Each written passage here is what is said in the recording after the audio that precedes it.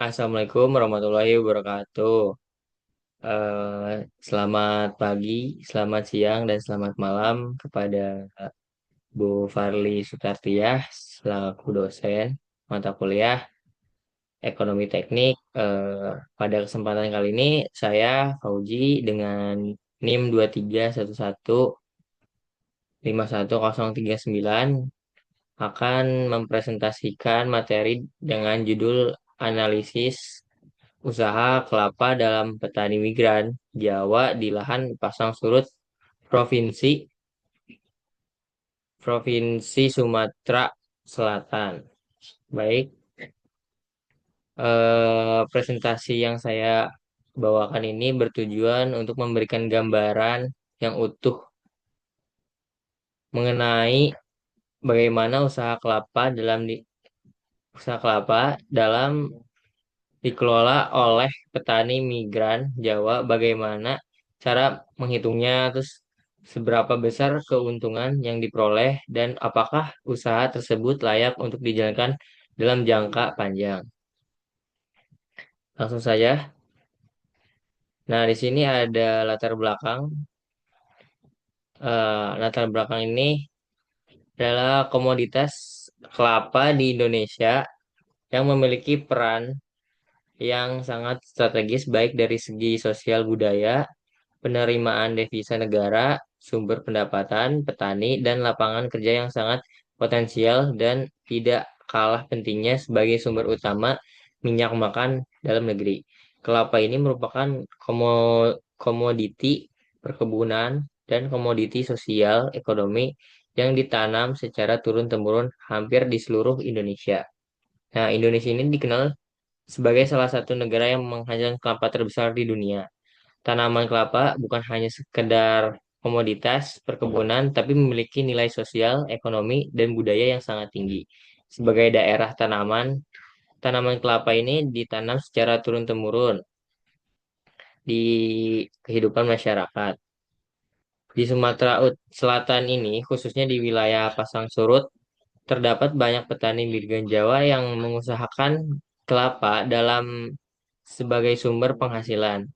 Nah, lahan pasang surut tipe A ini memiliki kondisi biologis khas, yaitu tergenang secara teratur. Meski terdengar kurang menguntungkan, justru kondisi ini cukup sesuai dengan karakter tanaman kelapa yang mampu hidup dalam tanah lembab dan berproduksi sepanjang tahun. Nah, kita lanjut ke masalah masalah yang diketahui.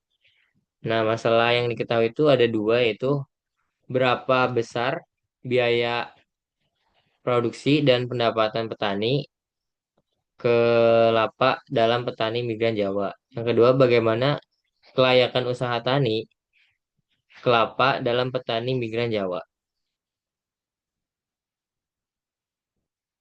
Nah, di sini tujuannya itu untuk menghitung besarnya biaya dan pendapatan usaha tani kelapa pada petani migran Jawa dan untuk menganalisis kelayakan usaha tani kelapa pada petani migran. Nah, di sini ada metode pendekatan. Itu ada usaha kelapa dalam, terus ada faktor produksi yang mempengaruhinya, terus ada produksi yang disangkutkan dengan harga, lalu produksi menuju ke penerima yang disangkutkan dengan biaya produksi, lalu penerima akan mengirim kepada pendapatan, dan pendapatan mengirim kepada kelayakan usaha dan menentukan NPV, IRR, dan net rasio. Nah, hipotesis. Hipotesis dalam penelitian ini bertujuan berangkat dari asumsi bahwa usaha tani kelapa dalam yang dikelola petani migran Jawa di lahan pasang surut tipe A ini memiliki potensi yang layak untuk dikembangkan. Kondisi biofisik lahan tipe A yang selalu tergenang secara teratur, secara memam- kemampuan tanaman kelapa untuk memproduksi sepanjang tahun.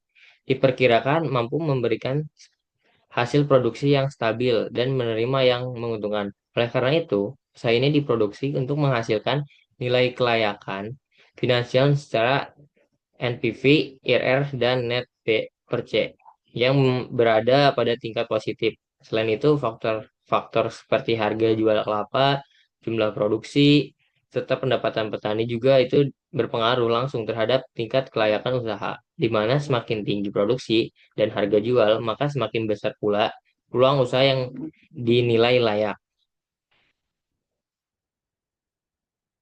Nah, di sini ada rumus yaitu untuk menghitung biaya produksi dengan rumus T, TC sama dengan FC tambah VC. Yaitu TC itu adalah biaya produksi dan FC adalah biaya tetap. Dan VC yaitu biaya variabel. Terus ada menghitung penerimaan. Itu menggunakan rumus TR sama dengan Y kali PY. Yaitu TR total penerima dan Y hasil produksi dan PY adalah harga jual. Terus ada menghitung pendapatan, yaitu PD sama dengan TR dikurangi TC. Yaitu PD adalah pendapatan, TR adalah penerima, dan TC adalah total biaya. Nah, di sini adalah untuk menganalisis tingkatan kelayakan usaha di mana menjawab hipotesis digunakan rumusan sebagai berikut, yaitu NPV sama dengan sigma BT dikurangi CT dikurangi atau dibagi satu ditambah I dikurangi KO. Nah, di situ terus ada rumus IRR, yaitu untuk menganalisis bunga yang berlaku digunakan untuk rumus sebagai berikut. IRR sama dengan I per 1 tambah NPV 1 dibagi NPV 1 dikurangi NPV 2. Terus X I2 dikurangi I1.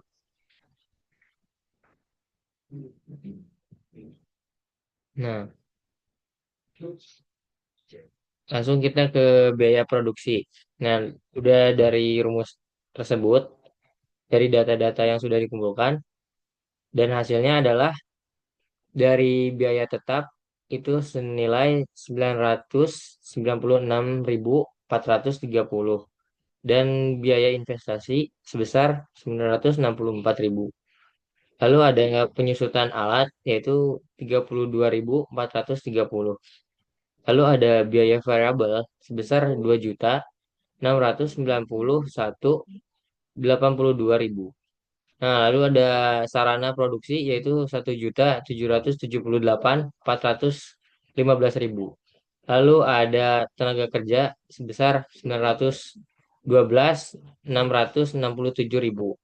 Nah, jadi total biaya keseluruhan yaitu adalah sebesar 3.687.5.012 gitu. Itu untuk cost dan untuk benefit dari penerimaan dan pendapatan dari uraian ada beberapa terdiri dari 5 komponen, yaitu dari produksi itu senilai 12.475. Terus ada harga jual dari 1.200 perak. Lalu ada penerimaan yaitu 14.970.000. Lalu ada 3.687.052.000. Lalu ada pendapatan dari total keseluruhan dari 11.282.488.000. Nah, untuk udah dari semua itu kita uji kelayakannya, kelayakan usaha. Nah, dengan analisis kelayakan usaha secara finansial dan menganalisis dengan metode NNV dan IRR tersebut dan net BC rasio, hasil dari analisis sampai tahun ke-9 itu diperoleh NNV sebesar 9.668.334.300. Ini berarti keuntungan yang diperoleh dari usaha tani kelapa dalam petani migran Jawa sebesar 9.666.334.300 dengan tingkat bunga bank yang berlaku saat ini sebesar 18% per tahunnya dan layak untuk dikembangkan. Nah, di sini ada tabel diskonto. Oke, kita lanjut. Nah, dari uji kelayakan itu kita dapat hasil yang itu di mana hasil penelitian tingkat kelayakan dari kelapa dalam petani migran Jawa di desa Sungai Sumut, Sumatera Utara ini cukup baik karena sejalan dengan hasil penelitian yang dilakukan oleh Hesni sebagai pelaku observasi.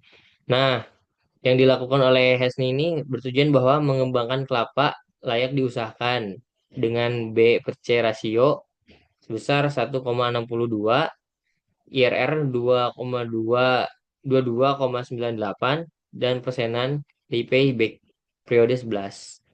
Nah, di sini kita lihat yaitu uraian NPV itu sebesar 14.378.857 ribu dan IR-nya sebesar 22,98% dan net BC rasionya yaitu 1,62. Baik, kita sudah di penghujung acara, yaitu dari kesimpulan semuanya berdasarkan hasil penelitian mengenai usaha tani kelapa dalam yang dilakukan oleh petani migran Jawa di lahan pasang surut tipe A Desa Sungai Semut, Kecamatan Mekarsari Jaya, dapat disimpulkan bahwa kegiatan usaha tani ini memberikan usaha yang menguntungkan dan layak untuk dikembangkan. Nah, rata-rata dari total biaya produksi per proses 2 bulan sebesar 3.667.052 ribu.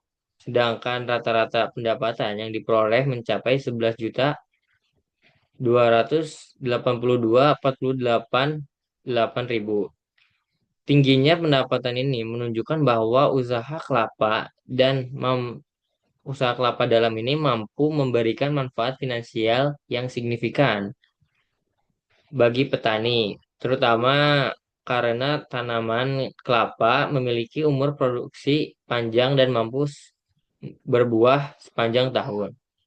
Nah, dari sisi kelayakan finansial, hasil analisis menunjukkan bahwa dalam usaha kelapa dalam ini memenuhi seluruh indikator kelayakan. Nilai-nilai NPV sebesar 14 juta yaitu positif dan nilai IRR sebesar 22,92% yang melebihi suku bunga bank yang berlaku itu 18% serta dari nilai net B per C sebesar 1,65 mengindikasikan bahwa setiap rupiah biaya dan dikeluarkan menghasilkan manfaat lebih besar dari 1 rupiah. Dengan demikian, usaha tani kelapa dalam ini dinilai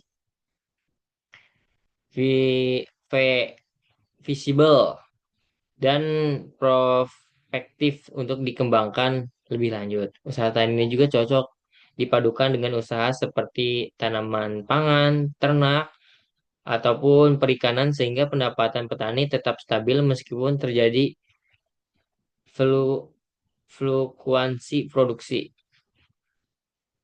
Baik, hanya segitu yang bisa saya sampaikan. Mohon maaf jika ada kesalahan kata ataupun suara-suara dari luar yang kurang jelas atau yang mengganggu presentasi. Saya mohon maaf. Terima kasih untuk dosen mata kuliah Ibu Farli. Saya sudahkan, saya tutup. Wabillahi taufik wal hidayah. Wassalamualaikum warahmatullahi wabarakatuh.